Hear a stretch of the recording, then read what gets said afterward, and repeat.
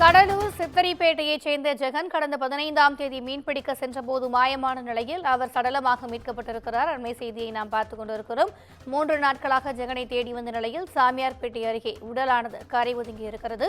கூடுதல் விவரங்களை எமது செய்தியாளர் அக்பர் வழங்க கேட்கலாம். வணக்கம் அக்பர், இது குறித்தான கூடுதல் விவரங்கள். வணக்கம் திவ்யா. கடலூர் அருகே கடலில் படகு கவிழ்ந்ததில் மாயமான மீனவரின் உடல் 3 நாட்களுக்கு பிறகு இன்று கரை ஒதுங்கியுள்ளது. கடலூர் அடுத்த சித்தரப்பேட்டை சேர்ந்தவர் ஜெகன். இவர் நேற்று முன்தினம் ஜானகிராமன், சேகர் ஆகியோருடன் கடலில் மீன் பிடிக்க சென்றார். அப்பொழுது கடல் சீற்றம் காரணமாக படகு கவிழ்ந்ததில் ஜானகிராமன் மற்றும் சேகர் ஆகியோர் படகை பிடித்து தப்பித்தனர். அப்போது கடலில் விழுந்த ஜெகன் மாயமானார். இது குறித்து தகவல் அறிந்த கடலோர காவல் படையினர் மற்றும் மீனவ கிராமத்தினர் ஜெகனை தேடும் பணியில் ஈடுபட்டனர். ஆனால் ஜெகன் கிடைக்கவில்லை.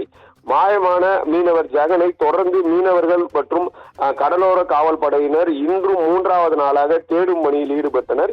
இந்நிலையில் கடலில் மாயமான மீனவர் ஜெகனின் உடல் சாமியார்பேட்டை அருகே சடலமாக கரை ஒதுங்கியது. அதனைத் தொடர்ந்து தகவல் அறிந்து வந்த காவல்துறையினர் உடலை மீட்டு பிரேத பரிசோதனைக்காக பரங்கிப்பேட்டை அரசு மருத்துவமனைக்கு கொண்டு சென்றனர்.